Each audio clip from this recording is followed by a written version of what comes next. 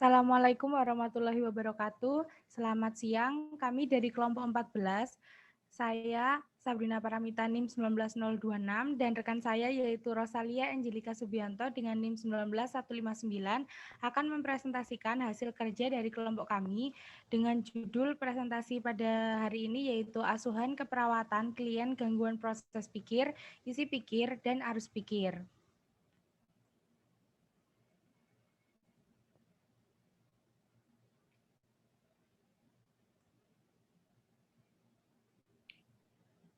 Selanjutnya ada contoh kasusnya, yaitu Nyonya E berusia 40 tahun pada tanggal 22 Oktober 2019 dibawa ke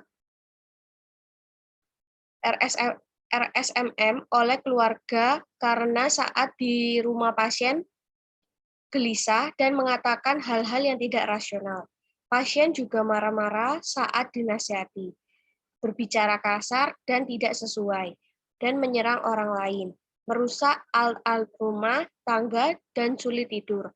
Pasien diketahui mempunyai masalah kejiwaan sejak tahun 2011. Pasien juga pernah menjalani pengobatan di Medan, tetapi terakhir kali pada tahun 2014. Putus obat dan tidak pernah kontrol lagi sejak kurang lebih 5 tahun. Pasien mengatakan curiga terhadap obat yang diberikan. Pasien mengatakan sudah sembuh dan tidak perlu minum obat lagi. Kemudian pengkajian pada tanggal 25 Oktober 2019, klien tampak bingung, sorot matanya tajam, berjalan mondar-mandir. Saat diajak berinteraksi, pasien tampak jengkel, nada suara tinggi dan bicara kasar. Pasien juga menyalahkan orang lain terhadap kondisi yang dialaminya, menyangkal sakit dan mengungkapkan keinginannya untuk pulang. Pasien mengatakan dalam dirinya terdapat 3 jiwa dalam satu tubuh atau tritunggal, yaitu Eva, Evi, dan Ipa. Masing-masing jiwa ini memerlukan tugas penting untuk mensejahterakan bangsa. Pasien juga mengatakan dalam dirinya terdapat kekuatan khusus karena dirinya adalah hasil reinkarnasi dari roh-roh suci yang mendapatkan kekuatan dari Roh Kudus untuk memberikan kebaikan bagi umat manusia. Pasien juga menjelaskan tentang kejadian traumatis yang menimbulkan rasa takut, ansietas, dan perasaan yang tidak dihargai dalam kehidupannya. Pasien juga mengungkapkan kebutuhan dan harapannya yang belum terpenuhi. Selama interaksi, pasien juga banyak mengeluhkan hal-hal terkait konsep dirinya. Kemudian definisi dari skizofrenia. Skizofrenia merupakan gangguan mental yang ditandai dengan perilaku sosial yang abnormal dan kegagalan untuk mengenali sesuatu yang nyata. Skizofrenia merupakan gangguan jiwa yang berat yang memberikan pengaruh terhadap otak sehingga menyebabkan timbul pikiran, persepsi, dan perilaku yang aneh dan terganggu. Salah satu jenis skizofrenia adalah hipererik, di mana skizofrenia ini ditandai dengan adanya gangguan pada proses pola pikir. Jenis skizofrenia. Yang pertama ada skizofrenia paranoid. Adanya waham, kejar, dan halusinasi auditorik. Kemudian skizofrenia hebefrenik yaitu ciri-cirinya pembicaraan dan tingkah lakunya kacau dan afeknya datar. Kemudian ada skizofrenia katatonik. Ciri-cirinya negatif, yang ekstrim, dan tindakan yang tidak terkendali. Kemudian ada skizofrenia tak terinci. Skizofrenia ini tidak memenuhi tanda dan gejala pada skizofrenia jenis lainnya. Kemudian ada skizofrenia residual, dengan ciri-ciri keadaannya kronis, memiliki minimal satu periode psikotik, serta gejalanya berkembang negatif. Kemudian psikopatologi pada skizofrenia. Pada faktor predisposisi, Yang pertama, faktor biologis, riwayat gangguan jiwa sebelumnya, faktor genetik, trauma kepala, dan penyakit kronis. Interpretasi kasusnya, Nyonya E diketahui memiliki masalah kejiwaan sejak tahun 2011. Kemudian pada faktor psikologis, ada tipe kepribadian, pengalaman tidak menyenangkan, keinginan tidak terpenuhi, konsep diri negatif, dan ada pola asuh. Pada interpretasi kasusnya, Nyonya E menceritakan keinginannya yang belum terpenuhi. Pada faktor sosial, tidak bekerja, tidak ikut kegiatan sosial, tidak punya sahabat, konflik dengan orang terdekat, penghasilan kurang, putus sekolah, kehilangan orang yang berarti. Interpretasi pada kasus tidak dapat ditemukan pada kasus. Kemudian faktor presipitasi. Ada yang pertama perilaku kekerasan. Dapat disebabkan oleh beberapa faktor, diantaranya ketidakpatuhan, minum obat, dan provokasi. Interpretasi pada kasusnya, Nyonya E pernah menjalani pengobatan dan berhenti karena merasa sudah sembuh. Kemudian yang kedua ada distres psikososial, yaitu di mana keadaan yang memicu faktor gangguan kejiwaan karena adanya perubahan fisik atau psikologis yang dialaminya. Interpretasi kasusnya tidak ada data terkait pada kasus. Kemudian yang ketiga ada kehilangan. Keadaan di mana seseorang tidak dapat menjumpai orang lain atau suatu barang dalam jangka waktu yang tidak menentu atau bisa dikatakan selamanya. Interpretasi kasusnya tidak ada data terkait pada kasus.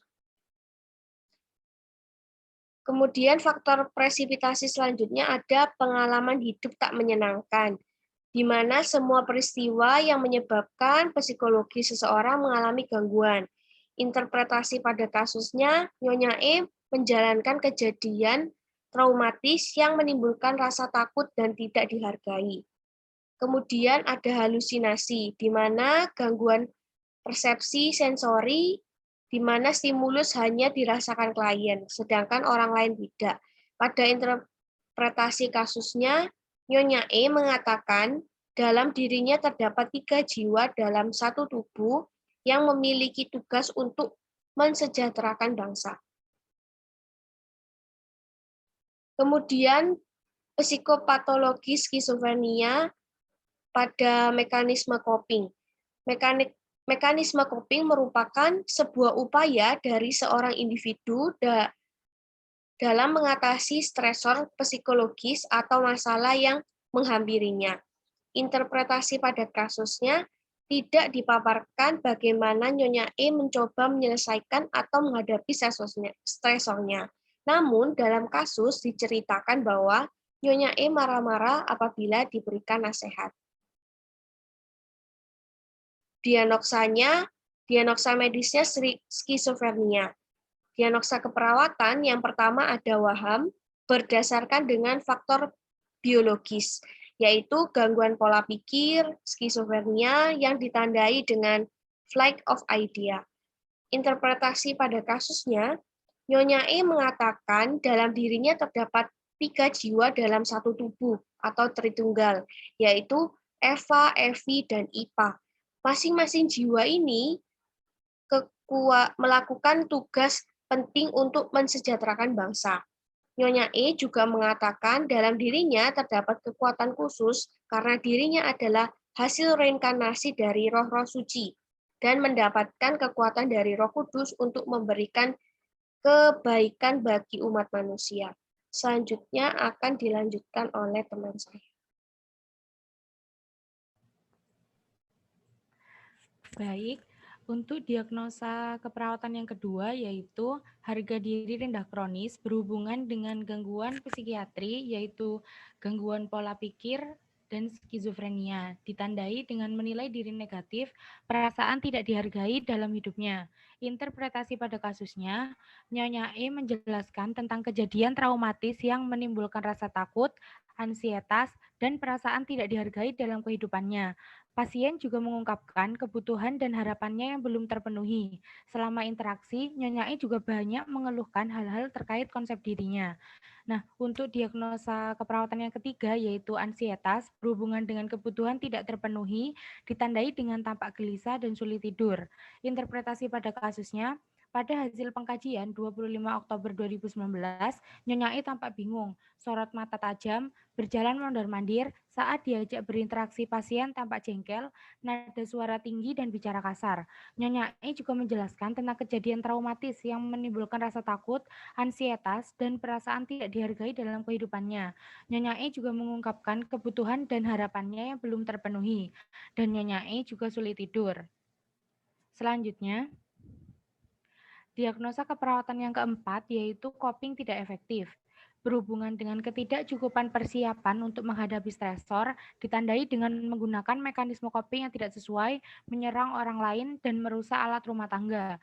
Interpretasi pada kasusnya yaitu Nyonya E marah-marah saat dinasehati, bicara kasar dan tidak sesuai, menyerang orang lain, merusak alat-alat rumah tangga. Nyonya E juga menyalahkan orang lain terhadap kondisi yang dialaminya. Nah, untuk diagnosa keperawatan yang kelima yaitu defisit pengetahuan berhubungan dengan kurang terpapar informasi, ditandai dengan menunjukkan perilaku tidak sesuai anjuran. Interpretasi pada kasusnya, Nyonya E menyangkal sakit dan mengungkapkan keinginan untuk pulang. Nyonya E pernah menjalani pengobatan di Medan, tetapi terakhir kali pada tahun 2014 putus obat dan tidak pernah kontrol lagi sejak kurang lebih 5 tahun.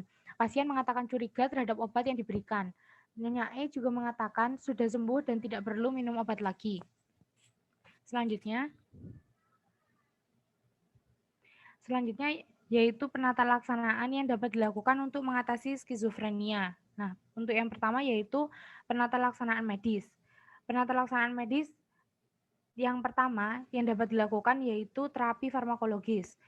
Nah, terapi farmakologis yang dapat diberikan yaitu berupa obat-obatan yang contohnya adalah yang pertama antipsikosis konvensional, di mana contoh dari obat-obatan jenis antipsikosis konvensional ini antara lain haldol atau haloperidol, stelazin atau trifluoperazin, melaril atau tioridazin, torazin atau klorpromazin, dan trilafon atau perpenazin. Nah, untuk jenis obat-obatan selanjutnya yaitu neuroatypical antipsikotik.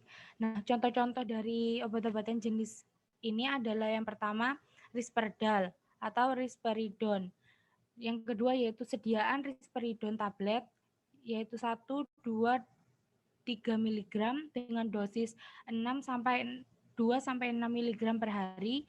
Kemudian Seroquel atau quetiapin. Selanjutnya yaitu Zyprexa atau olanzapine. Nah, untuk jenis obat yang ketiga yang dapat diberikan yaitu Clozaril.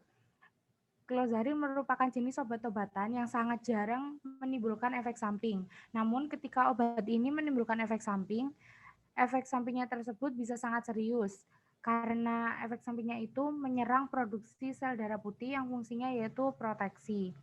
Selanjutnya yaitu terapi psikososial. Nah, terapi psikososial merupakan sebuah metode yang diberikan untuk meningkatkan kemampuan pasien skizofrenia dalam hal beradaptasi, untuk bisa melakukan keterampilan sosial, untuk bisa berkomunikasi interpersonal, dan supaya pasien bisa mandiri. Beberapa jenis metode dapat diberikan antara lain kognitif behavioral therapy atau CBT, assertive community therapy atau ACT, social skill training atau SST, remediasi kognitif, dan grup terapi. Nah, untuk penata laksanaan medis yang ketiga yaitu terapi elektrokonvulsif terapi atau SCT. SCT merupakan sebuah terapi dengan memberikan aliran listrik dengan tegangan kecil ke otak, di mana tujuannya adalah untuk memicu terjadinya kejang singkat. Nah, terapi ini memberikan efek samping berupa ketidaksadaran, namun yang sementara yang akan dialami oleh pasien. Selanjutnya, untuk penata laksanaan medis yang terakhir yaitu pembedahan pada bagian otak. Tindakan pembedahan pada bagian otak ini dilakukan insisi pada Stone of Madness atau biasa dikenal dengan istilah batu gila yang dipercaya sebagai penyebab dari terganggunya perilaku pasien pada skizofrenia. Nah, pada mulanya tindakan ini memang sangat efektif untuk menyembuhkan pasien skizofrenia, terutama pada pasien yang melakukan perilaku kasar. Nah, namun pada tahun 1950-an cara ini sudah mulai ditinggalkan dan dihindari karena dapat memberikan efek samping berupa hilangnya kemampuan kognitif pasien, otaknya menjadi tumpul, gairahnya hilang, dan bahkan ada yang sampai meninggal dunia. Selanjutnya, penata laksanaan yang dapat diberikan. Untuk diagnosa yang pertama waham, dapat dilakukan manajemen waham dengan implementasi yaitu membina hubungan saling percaya, menyediakan lingkungan yang aman dan nyaman, menunjukkan sikap tidak menghakimi, mendiskusikan waham yang terkait dengan perasaan klien, menghindari perdebatan, menghindari memperkuat gagasan waham, memberikan aktivitas pengalihan, memonitor waham, menganjurkan untuk selalu melakukan jadwal kegiatan rutin harian yang telah dibuat. Selanjutnya yaitu melakukan kolaborasi pemberian obat. Nah, untuk penata laksanaan keperawatan diagnosa kedua harga diri rendah kronis yaitu promosi harga diri dengan implementasi mengidentifikasi budaya, agama, ras, jenis kelamin, dan usia terhadap harga diri, memfasilitasi lingkungan dan aktivitas peningkat harga diri, memotivasi menerima tantangan atau hal yang baru, mendiskusikan dengan keluarga mengenai harapan dan batasan yang jelas, menjelaskan kepada keluarga pentingnya dukungan keluarga terhadap kondisi pasien saat ini, memonitor tingkat harga diri, memberikan umpan balik positif atas peningkatan harga diri yang telah dicapai oleh pasien. Nah, untuk penata laksanaan keperawatan diagnosa ketiga ansietas, yaitu reduksi ansietas dengan implementasi mengidentifikasi saat ansietas, memonitor tanda-tanda ansietas, melatih kegiatan pengalihan, melatih teknik relaksasi, dan melakukan kolaborasi pemberian obat anti-ansietas. Nah, untuk penata laksanaan diagnosa yang keempat coping tidak efektif, yaitu promosi coping, di mana implementasinya yaitu yang pertama mengidentifikasi pemahaman terkait masalah yang diderita oleh pasien, menggunakan pendekatan yang tenang dan meyakinkan, mengajarkan cara memecahkan masalah secara konstruktif, melatih penilaian secara objektif, dan mendiskusikan terkait kesalahpahaman dan evaluasi perilaku. Untuk penata laksanaan keperawatan, diagnosa terakhir yaitu defisit pengetahuan adalah edukasi kesehatan dengan implementasi mengidentifikasi kesiapan dan kemampuan klien dalam menerima informasi, menyediakan materi dan media yang akan disampaikan, menjadwalkan pendidikan kesehatan yang akan dilakukan, dan mengajarkan perilaku serta pengobatan yang sesuai dengan anjuran. Sekian presentasi dari kelompok kami, kurang lebihnya kami mohon maaf. Selamat siang, wassalamualaikum warahmatullahi wabarakatuh.